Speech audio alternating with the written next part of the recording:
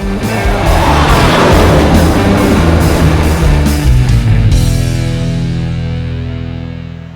Hey everybody, welcome back to the Fighter Pilot's Guide to Living podcast. We are back for our second conversation with Chip. Where we left off, Chip, you were just getting ready to take over for your command tour at 213. Yeah. And I think it was a pretty exciting command tour overall, a lot of stories. So we'll kind of sit down and I think anchor down there first of all. So can you kind of walk us through what you were thinking as you were taking the realm as the XO? Yeah. And how excited were you? Did you know anything about the Black Lines at the time, or like what the Very, squadron was like? very excited. Obviously, going to the F-14D, I think I was one of a handful of guys who had screened that year to be considered for the D. I knew that they were a West Coast squadron. I knew that they had somewhat of a infamous past. Had lost several airplanes, and the thing I didn't know, I didn't really know the skipper, who was Mark Adamczyk, who was just a great guy. F-14 Rio, very intellectual, brainy kind of guy, very great, a great family man, and really took care of his people. I joined the squadron when we were in Australia. They were in Australia, so I flew over to Australia and joined them in Perth, I believe, and then came back through Westpac, Honolulu, and then to the West Coast, to San Diego, on the Carl Vinson. And it was kind of interesting. I had the opportunity. Of course, I joined them at the end of their cruise.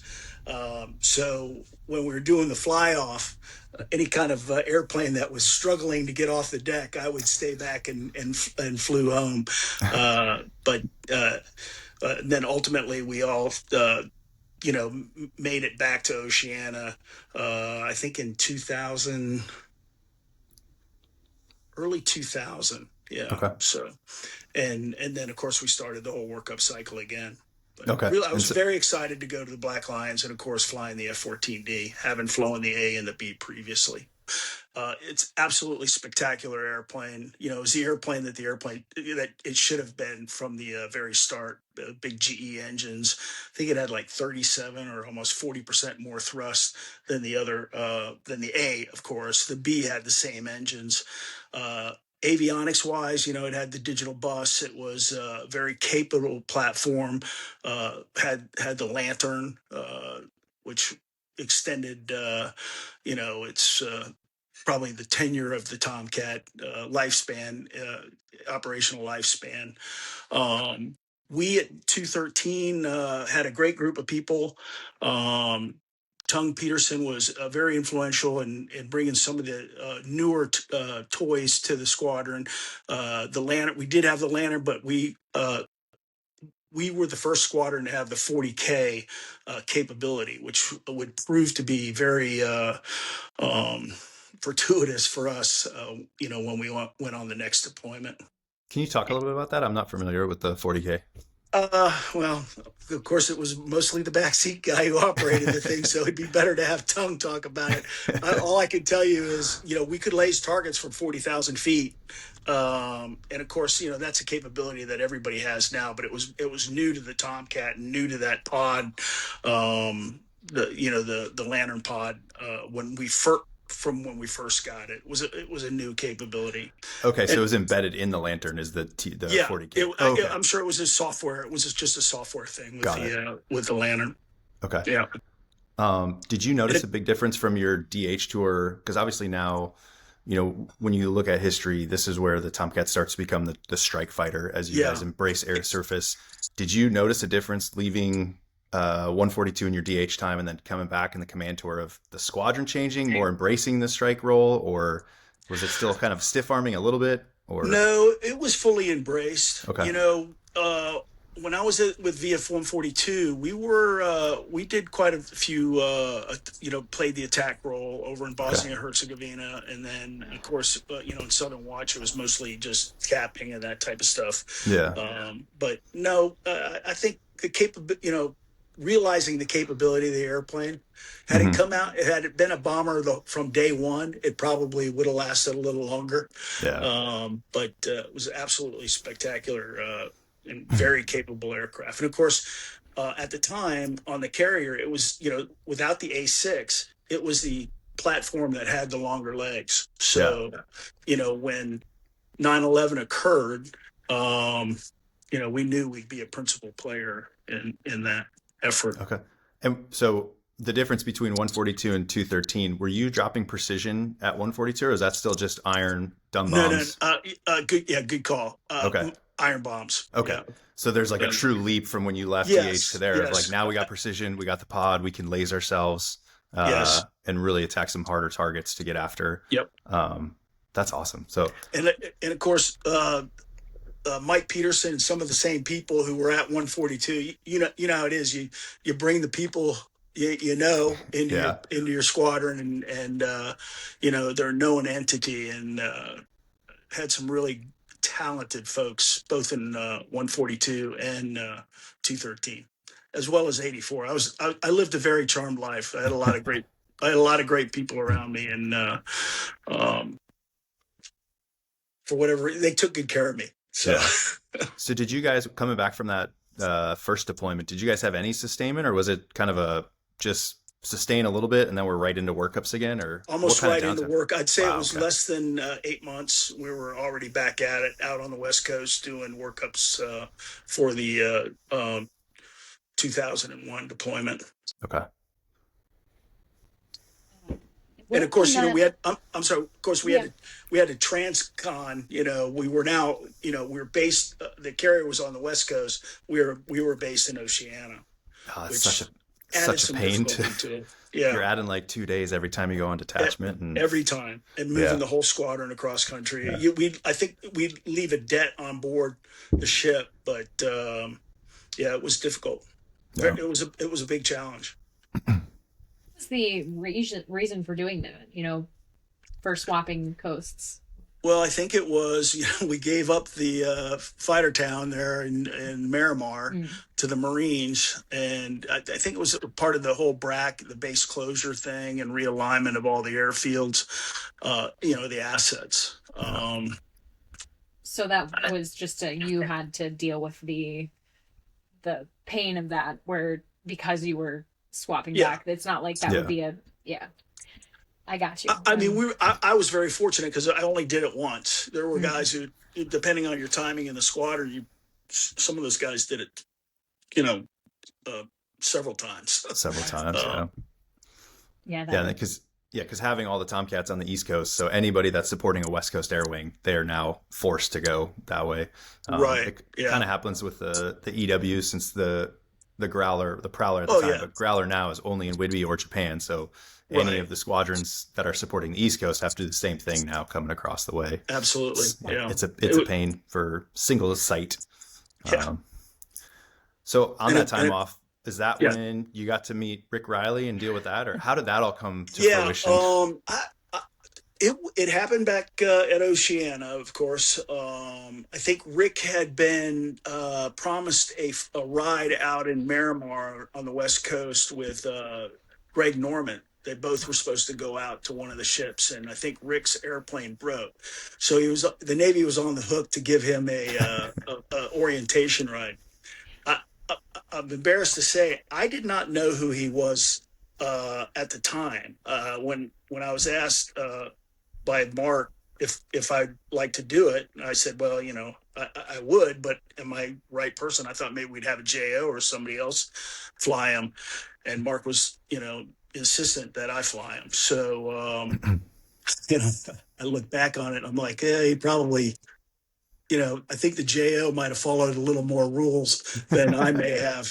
Typically you don't take somebody for a ride and turn them inside out. And but again, so I was very thankful.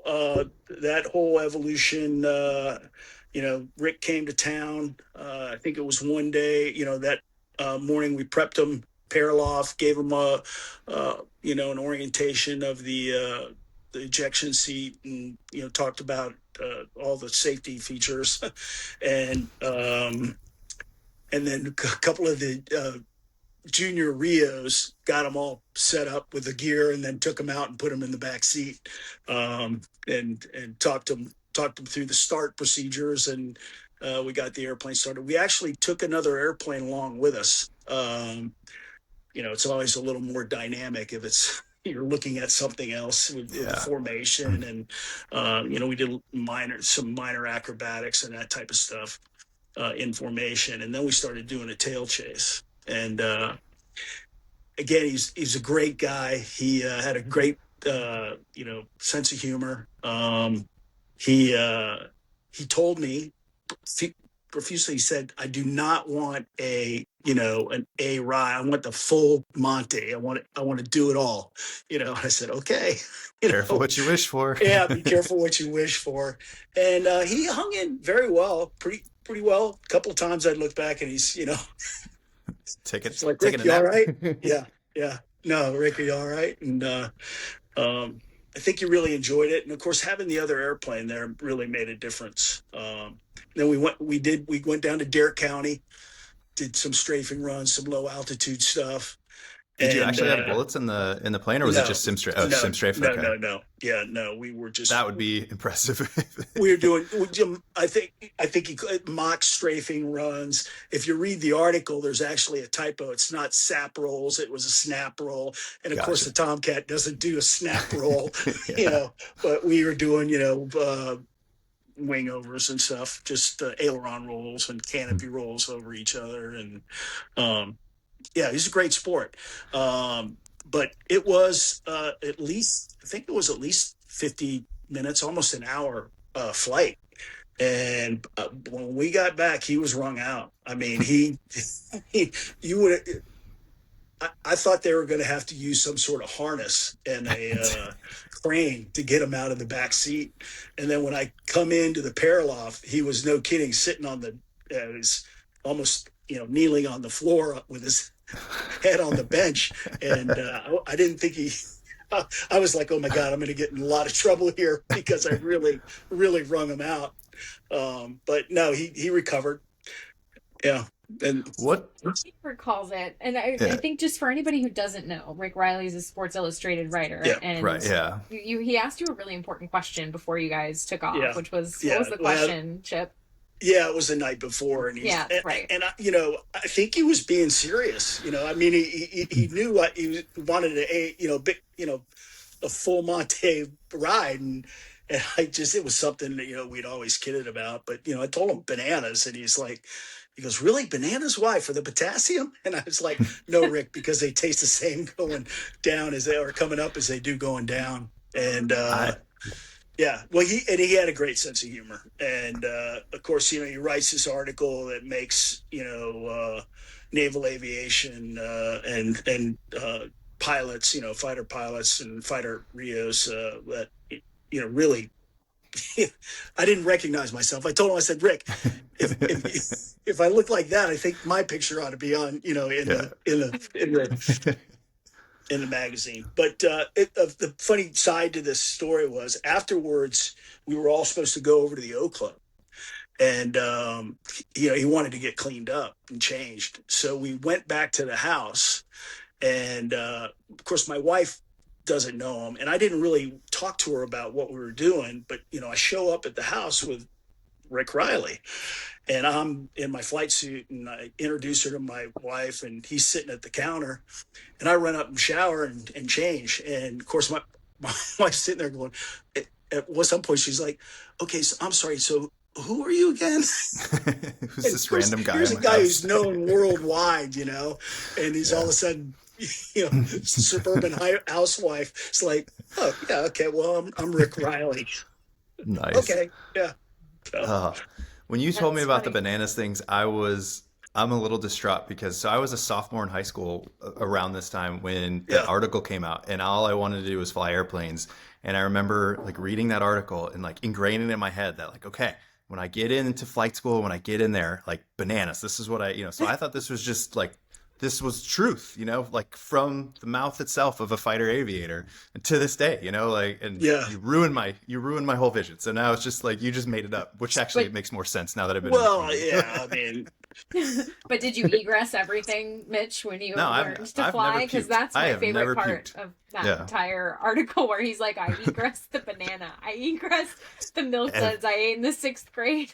Everything, yeah. It's so funny. Well, and when he's talking about, you know, the G's and, you know, simulating Colin Montgomery's wife, you know, with 5 times his the weight on him. He great writer. You know, he listened. You know, he took asked me a lot of questions, and he was very nice guy. We've actually stayed in touch. I tried to get him a ride in what I'm currently flying now with the company I was with, and you know, we thought, you know, it'd be a great transition. You know, this old fighter pilot now is flying these jets, and it just didn't work out. But that's too bad. You could have told him he didn't have to eat bananas that time. Right. Oh no, he would have lobster and whatever you want, my man. Champagne, and champagne. Yeah. That's awesome. You brought up a good point, though. So forgot the call sign. His call sign. Yes. And then at the end, like, Yeah. So again, it was really funny because I think it was Watkins, Lamb Watkins, Little Angry Man Boy was his call sign. Lamb. That's a good one. And you know, he had given him some barf bags, and he put them in, you know, in his G suit down at the bottom, and he had 2 of them. He did fill 2 of them. I don't know if he filled them, but he used 2 of them. And I don't know where it came from, but then he writes the article and sends it out, and you know, I said, he goes, 2 bags, and I was like, it's perfect, absolutely perfect. That's and the Nicole Kidman whole thing with the thing was, he asked me what of my favorite actresses or whatever, and I like, you know, I like Nicole Kidman, and so I said it, and he put it in the article, you know. Cracked me up. We need to put a link in the article to the show notes for sure, because if you haven't read it, it's such a great read. It was funny. It was funny how many people reached out, and a lot of people I didn't even, you know, had no idea who they were, and they really enjoyed it. And you brought up a good point. I think it made one of his books. I think, you know, he wrote one of his books with all his, you know, the top, you know, stories. And I think it was one of the ones that was retold in the book. It sure should be if it's not. Yeah, for sure. It's a good one. And then you brought up a good point of the JOs having to kind of talk them through the start, because I mean, in a Super Hornet, you can kind of just get in there and show you displays and stuff. But he needed to do stuff to get you airborne, correct? Yeah.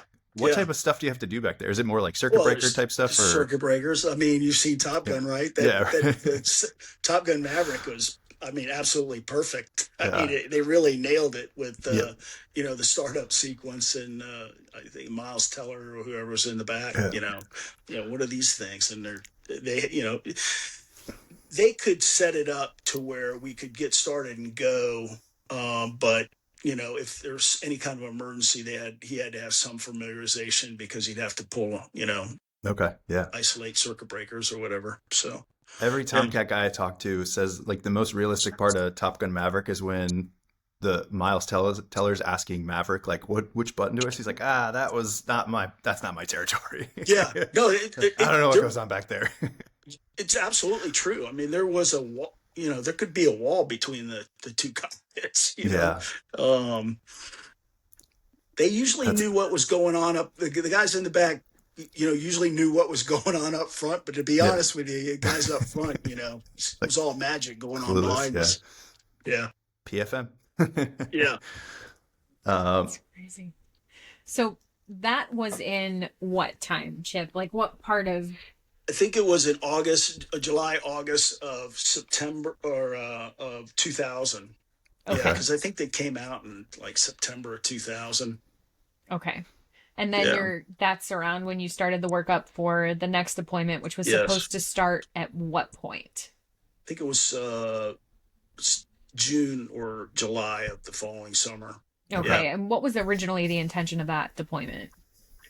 Go into the Gulf and just station keep, make sure everybody's playing nicely in Iraq and Iran. In fact, I think when we got over there, if I'm not mistaken, the Enterprise was we were in chopping and they were supposed to out chop. And when everything started to happen over there, I think they were somewhere down around the Cape of South Africa, and turned around and came back. We had just come out of Singapore on September 9th. So yeah, and we were the first two carriers on the scene. Yeah, can we talk? Let's just get into it. I guess so. September 11th, you guys are half a world away. But how did you wake up to that? How did you figure that out? You spend your entire career, and I think I talked about it in the first segment. I remember my skipper in VT-21 was Lightning Davison, and he asked all the ready room, all the students, how many of you guys want to, be airline pilots? 75% of the guys in the room raised their hand. And I applaud them because they were being honest, and he goes, well, I can tell you right now, if you stick it out and you do a 20-year career, at some point in your life, you're going to be in a conflict or a war. And, of course, for me, I was like, I'm a lifer, and, of course that happened, on September 11th, we were in the right place at the right time.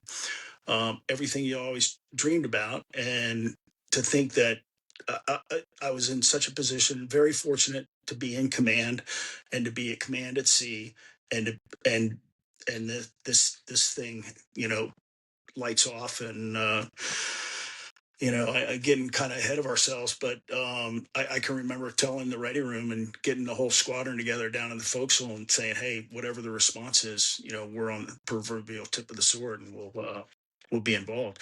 We had just came out of Singapore, two days out. That day, September 11th, I think it was. Yeah, and the reason I'm saying that is because I'm not sure it was the 10th or the 11th. I was doing a night flight, and I noticed I was on the first go of the night, which the commander's special cycle, but the CAG and the CAG and DCAG and the Admiral were all out doing the FOD walkdown, before they call away the start, and I thought it was really odd. And I'm thinking to myself, I've thought back quite often about, was something already occurring? Had they already, had lost contact with airplanes or something? Because they had looks on their face of concern and something. It just didn't. I remember it to this day. We ended up launching, and we got it. I think we were recovered early, and it was a pinky recovery. And I remember landing, and my gunner running to the airplane. And he's like, Skipper, America's under attack. And I'm like, what? What's going on? He goes, an airplane, flew into the World Trade Center. So, no kidding, got out of the airplane and went downstairs to the ready room and saw the second airplane hit the building real time. And that's, I was like, well, whatever the response is, we're going to be involved. And it was an amazing, the first thing we wanted to do is make sure we had a lot of people who had family in that area. We want to make sure, all those people were, aware and could find out the well-being of their family. And then it was like, we got to get down to business and be ready, because we knew we would be called on. To be honest, we thought we were going into the Gulf and it was Iraq, not, bin Laden, Afghanistan. You heard about Afghanistan, but you never thought of that, there'd be worthwhile targets or that type of thing. So, do you remember about how long after when you then shifted to oh, this is going to be Afghanistan and it's going to be something we haven't even necessarily thought about as a squadron? It was within days. Okay. It was within days. Yeah. Yep. And of course, that was September 11th, and the first strike didn't happen until October 7th. So we spent that month preparing. we were flying missions in the North Arabian Sea all the way up to the border, the coastline of Pakistan. And, because we knew the Pakistanis and the Indians were probably sharing whatever intelligence they had and any kind of, radar tracking. So we wanted to make it look like normal operations. We did a number of practice strikes into Eastern Africa. As an air wing. Of course, again, there wasn't a great threat. There weren't a lot of targets, but there were airfields. There were some Soviet aircraft. There were helicopters. There were commanding, loose. I use it loosely, but command and control. There were pockets of where their leadership were, and that was all very well. It had been very well known.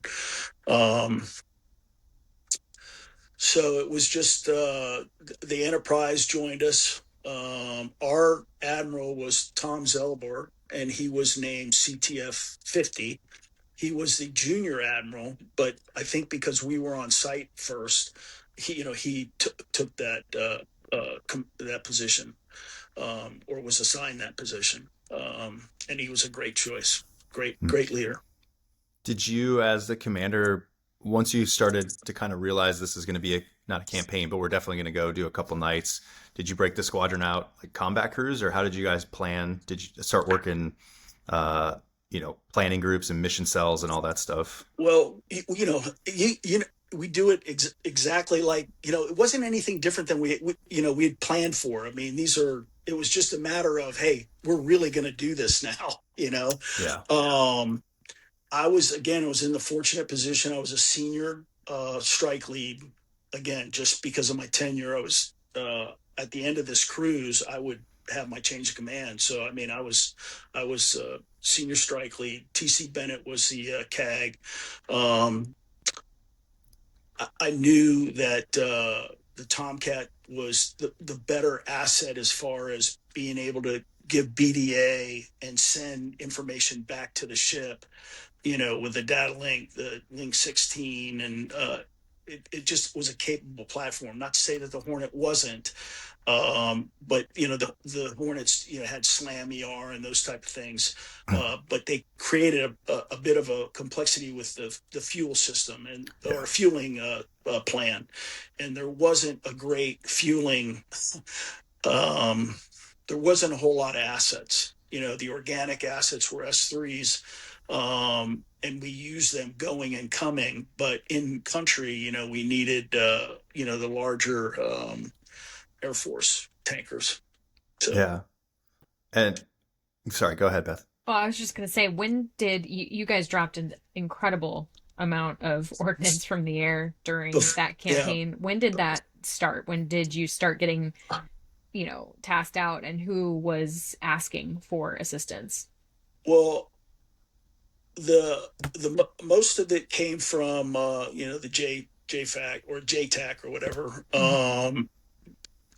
Let me go back for a second. So the night of September 11th, October 7th, when we did our first strike, we were a strike lead of in a package of 6 aircraft. There were 3 elements. Each, I think, had 6 to 8 aircraft. We launched, it was 2 Hornets, an EA-6B, and 2 Tomcats, and an S3. So the S3 took us out to a couple hundred miles offshore, and we tanked off him. We had a tanker once we were in country over Pakistan that would pick us up, and we would top off at that time. Again, the fuel was critical. The missions were like 6+ hours. And we always had to have a reserve, because while we had diverts, they were unknown entities. We didn't have a U.S. presence at any of these diverts. I don't remember any of our folks diverting. I know there were a couple of diverts from the Enterprise, but it might have been later in the campaign. So we're going into country. It was interesting in our prep. We didn't know exactly when we were going to, strike, but there was a tipper, and it was the press came on board like 24 to 48 hours prior to, so they came on October 5th, the night of October 5th. And we knew once the press was there, this was probably going to be it. And then we got the order to execute the strike. It wasn't a done deal, and we didn't know for sure until we had briefed and we manned up. We started to man up, and it's just as the sun's going down, and you can see all the ordies are up on the deck and they're loading the airplanes up, and it's surreal. It's quiet. Really quiet. It's like a movie. I hate to keep going back to that, but and then all of a sudden on the horizon, you see these, the Tomahawks getting launched. And that once they're launched, they can't be recalled. So we're a go. And you hear this roar on the flight deck, and everybody's like, yes, we're a go. And it just, everybody's got a little, jump in their step, and, we're, so because so many times you prepare for these things and they don't happen. Happens. But it was a go, and we knew it at that time, and so we pressed in. The element that we went to, our target was Kabul. It was a command and control. It was the airport. I think they had a SA-6 site there, and while there wasn't a great threat, there was always the threat that the barrage fire or that type of thing could hit you. But again, the speeds and the altitudes that we went in at, we were pretty well, out of any kind of LAR that would impact us. So we go in. The Hornets go out in front of us with their SLAM ER. They do their deliveries. They turn around and exit again. Tanking again on their way back to the ship. The EA-6B had some difficulty on the tanker, and the tanker was fouled. So we hadn't gotten our gas yet. And of course, we're sitting here with two Mark 82s, and, we're like, we got to go. And part of this mission was we were going to loosely intercept or follow and trail and be there for the Air Force assets were also in country.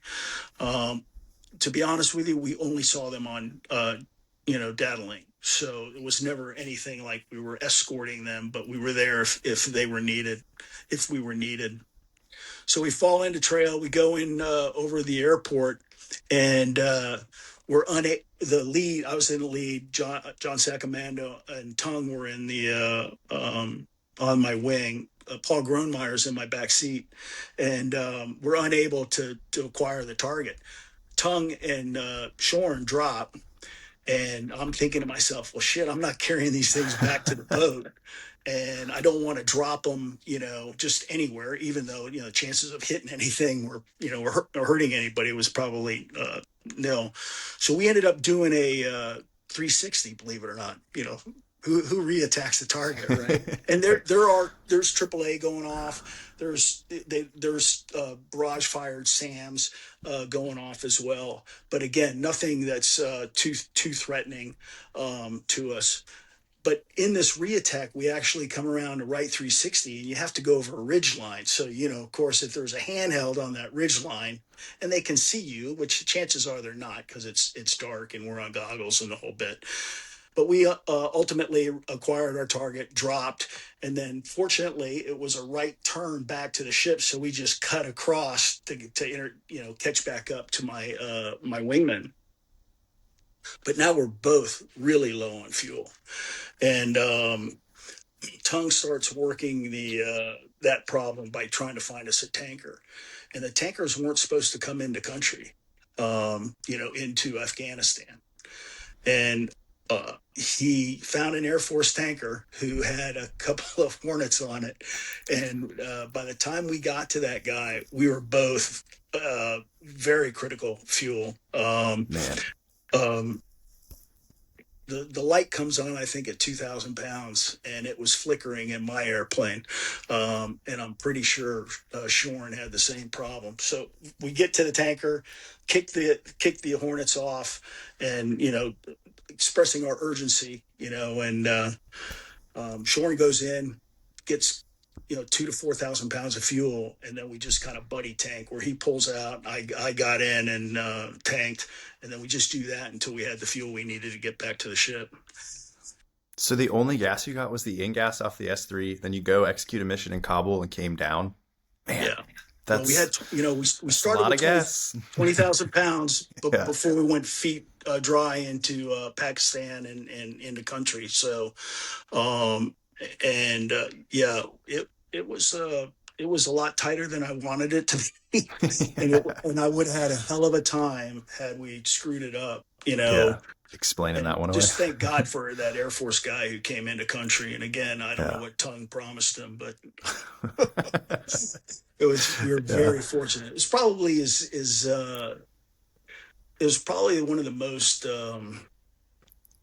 difficult situations I would have ever found myself. And the other thing too is, it sounds corny as hell, but it's not just me. It was Shorn, and I'm thinking, I dragged this guy into this, and but from a lead perspective, I didn't want to turn around and go back. It was like, this is our first effort, our response to 9/11. And I'm like, I'm not going back to the ship. we're making it happen. Yeah.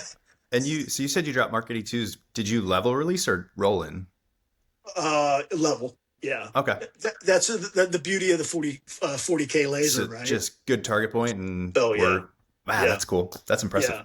Yeah. That laser was amazing. And then, we started to realize we could hit moving targets. I mean, I've got hours of that video of hitting those some of those targets.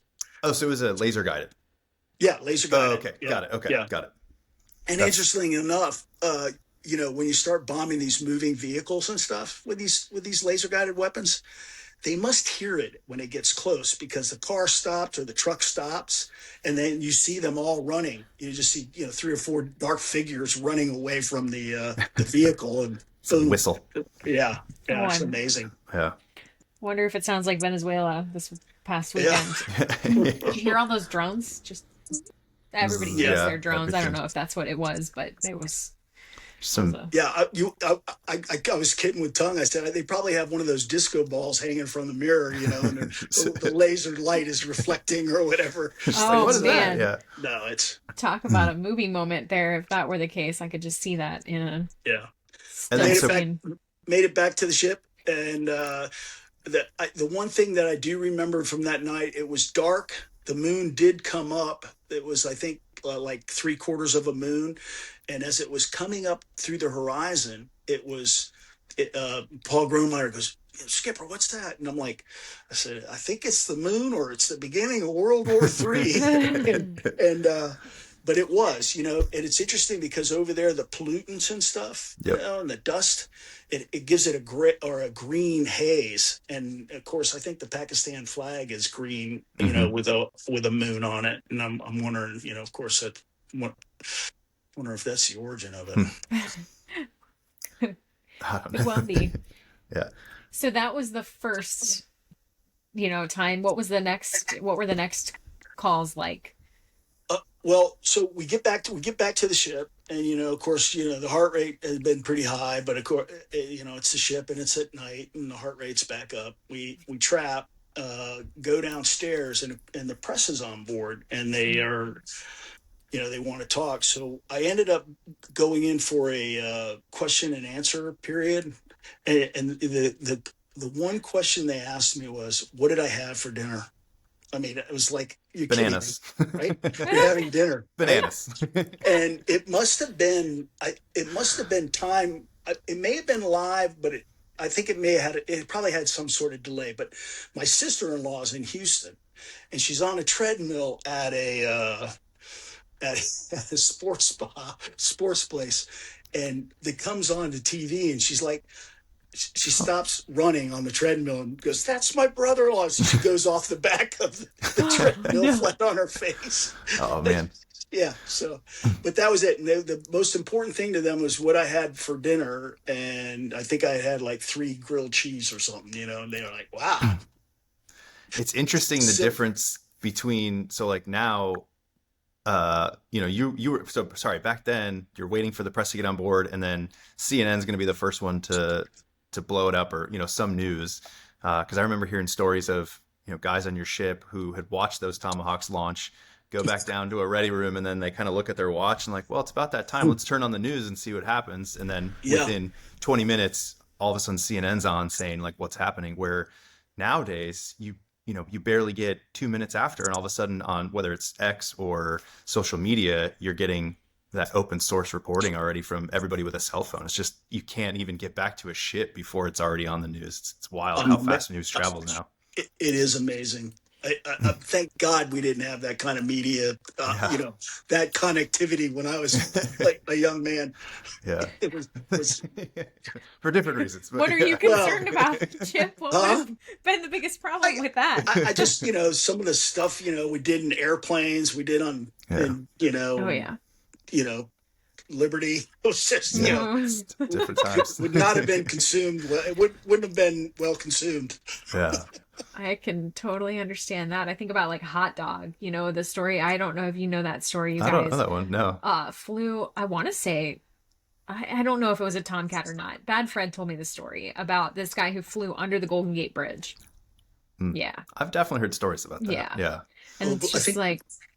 A Hornet did it. Was it a Hornet? There was a Hornet, yeah. Okay, I just know it was one of Bad Fred's contemporaries, and he had just been to his funeral when he talked to me about it, you know, and it was just one of those things where, or my dad's told me plenty of stories where it's like, you guys could have done, like, they zoomed over one time with Puke and my dad over the top of a truck. Just, you know, super low. And they're like, that guy must have been crapping his pants. And can you imagine that being on, you know, Fox News? Yeah. But Beth, the difference is our generation wouldn't have put that on TV or wouldn't have sent that to anybody. Right. You know, now it's like, I want the whole world to see this. Oh, yeah. And I'm like, Sky Dog. The definition of flat hatting is, you know, when you do it, you're hoping everybody saw it. When you're done, you're hoping nobody saw it, you know? Yeah. I never heard that definition. That's very true. God. That's funny. Yeah, it's a different world. Yeah, how did the campaign like progress? Because only after, you know, like you said, it's a limited target, so pretty quickly you're finding yourself when guys are boots on the ground and you're supporting troops. Like, can you talk about that change of strikes to now supporting close air support? The Fat Game mission became the primary mission, and you know, when we were done, and again, we dropped a lot of ordnance, but it was, you know, airfields with jets that were probably, you know, not flyable, but we destroyed them anyway at the airfield. And then it became, of course, the primary goal was bin Laden. And there were a number of instances when we were overhead and had a 99.9% certainty that he was there. But there were family, and, you know, that they didn't want to frag and have any, but I mean, there were times we were overhead and we just, you know, sitting there for an hour, waiting for them to give us clearance to drop, and we never got it. So anyway, we went to the Fat Game mission. A lot of the stuff, you know, became in support of the ODAs that were working up in the, you know, south of Mazar Sharif and close air support. There were more Air Force assets now in country. But it was just kind of, you know, we show up at a point, and then the AWACS would vector us to a specific target area based upon our load. And we did everything from, you know, 2, 3, or 500 and 1,000 pound bombs to 2,000 pound bombs. We did some rockeye, believe it or not, which I thought was interesting. We lased for a B-52. We were overhead a AC-130 gunship, you know, a couple times, which was most impressive, particularly at night. Yeah, I mean, he lit up the world, lit up the sky with that thing. But again, it was just, you know, we were dropping, you know, $1 million weapons on, you know, maybe $100, you know, like a hut targets. Yeah. Yeah. And how many FAC acres did you guys have? We had 4, I think. Okay. There were 4, you know, guys who had been through the training. We had again, we had Paul Gronemeyer and Mike Peterson. We had a lot of talent, and we were a very well-trained squadron by the time it was all over. And of course, they turn around and go right back into Iraq, I think, 8 months later. Man. Yeah. So was that with Task Force 20 or was that? Yeah. Yeah. Man. Didn't you tell us about a strafing run you did over Afghanistan one time too? Can you talk about that? Because and the reason I want to say this, because if I'm going to send this to the person who I know, so in addition to ODA 595, there was Team Alpha on the ground, and I've had Team Alpha on my other podcast, members of Team Alpha, and they were like the CIA analysts who were first boots on the ground before ODA 595 got there. And so I asked if they were called this, because I don't know if you remember who called in that strafing run, but I asked Justin Sapp, do you remember calling in a strafing run when you were on the ground in Afghanistan, if it was around Mazar? So I would love for you to give the context, and then maybe I can pass that off to Justin, and we can have you guys both talk about it if we can create some joint memory. I'd love to, but I would suggest let's try to get Tung, and we could do a collaborative effort. Tung is very technical and remembers all this stuff. Cool. So it was a mission that we flew up into Bakar, or in the valley just south of Mazar Sharif. Okay. And we were doing close air support. I think we were dropping 500-pound laser guided weapons with as being called in by a ground FAC. Now again, they used kind of straight language. It wasn't, you see that mountain, you see this, drop your bomb on that. They weren't trained in the military jargon. In fact, Tung was quite concerned. We ended up dropping a weapon so close to troops in contact that we didn't hear the guy. He didn't come back on the radio away. And we had gone Winchester of all our bombs, and we're starting to exit the area. Andy Marstick was my wingman, a JO in the squadron was my wingman, and we start to exit as a 2-plane section out of the target area. And finally, the guy comes up on the radio, and he's like, that was great. Thank you very much. You saved us, blah, blah, blah. And then he goes, and then it goes silent. And then all of a sudden, we get a frantic call saying, hey, we need ordnance in our position now. And it was like, well, we can't, we're Winchester. And for us, all we have is 50 Mike. And I was the one who came up on the radio and said that. And I said, for it to be effective, we need clearance below the hard deck. And, of course, the AWACS is listening, and all of a sudden it sounds like the voice of a higher power, which it was, but it wasn't the guy. It's the other guy. Comes up and says, Cutlass 4-1, I think was a call sign. I don't remember exactly. I'd have to look on the flight plan. But you're clear 20 Mike in our position now. And the FAC-A said, you Cutlass 4-1, you're clear to prosecute as necessary. And of course, we get set up. I told Andy to go into a high cover, and it was in a wadi. So there was a ridge line to the left, and it was like a plateau. And then there was another elevated plateau on the other side. And I don't know how wide it was, but there was a river or a creek or whatever, and some dirt roads along it. And so we start to do our run in, and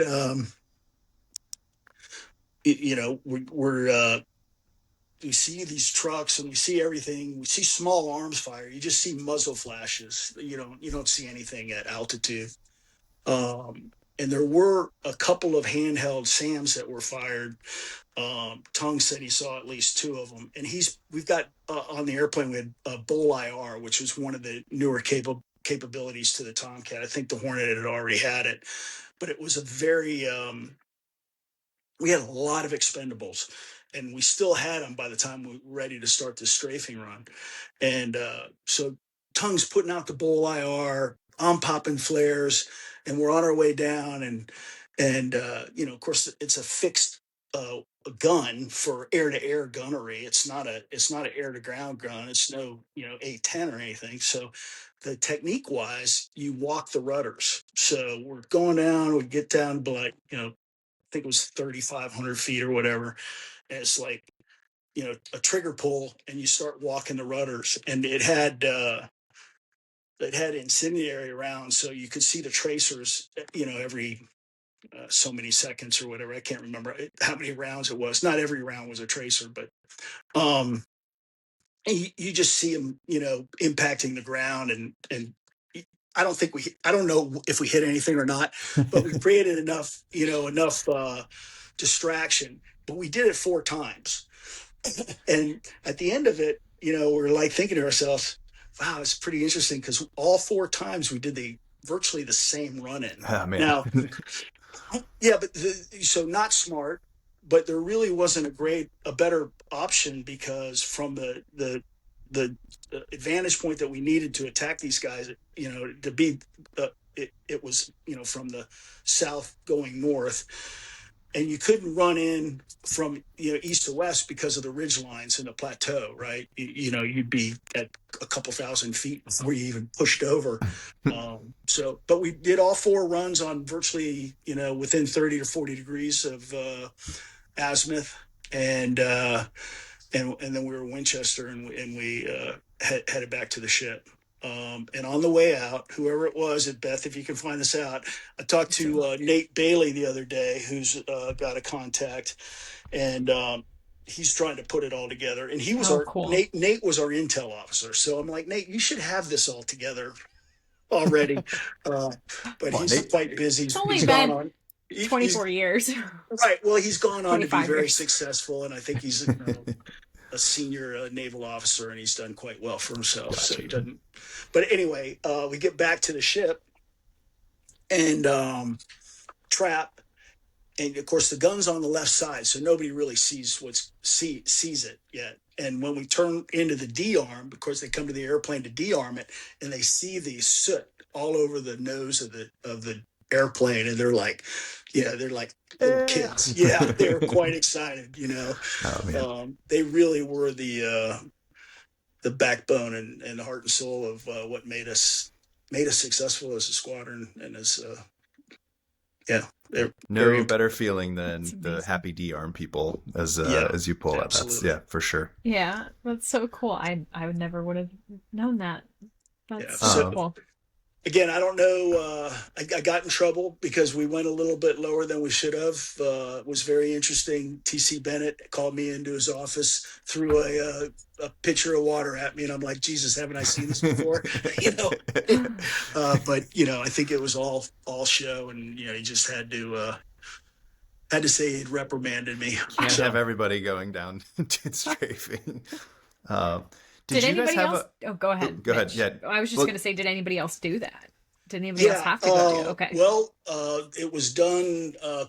It became quite regular after that. People started to think, "Oh, Skipper can do this. I can do this." And I think there was somebody on the Enterprise, I think, who had a very harrowing mission as well, and did. I don't remember what I think it was a young a female pilot did I can't remember the details, but it was quite harrowing. So oh my. So my question was going to be, did you guys have a GLOW or a ground liaison on board, or how did you talk with the dudes as you were getting ready to go out to do a mission? It's plain language. It was like going down to the bar. It's kind of funny how things have developed since your time, where so you guys just had a frequency and had a point, and then you just pick up the radio and start talking when you get overhead. Okay. Yeah. That's crazy. That's wild. It's the Wild West, truly. It really was. Yeah. I mean, it was learn as you go. I mean, again, it wasn't as high threat environment as they probably flew in Iraq on their next deployment. But it was always that golden BB. You always feared that there was one of those things would be lucky enough to find you. Yeah. But we Yeah, some of us became probably a higher risk to ourselves than it worked to them. Yeah. It sounds like you made the DRM guys very happy after. Yeah, and that's all that I care. Those are the only guys. Those are the only guys I cared about. That's it. Sure. That's it.